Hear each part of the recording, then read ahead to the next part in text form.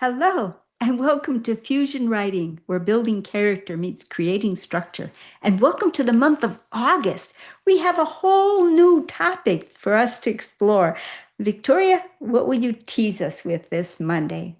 For the month of August, we're going to dive a little bit into something new, something that we've never explored before on our channel. So this will be kind of fun. I'm not going to tell you too much, but we're going to dive into 3 elements of story, the big idea element, and 2 smaller elements that you can use to feed into it, either for story or character or both. So come back tomorrow, I'll tell you what they are, and we'll start unpacking these new elements of story building. Kathleen? Oh, how fantastic. Well, I've got a surprise for you.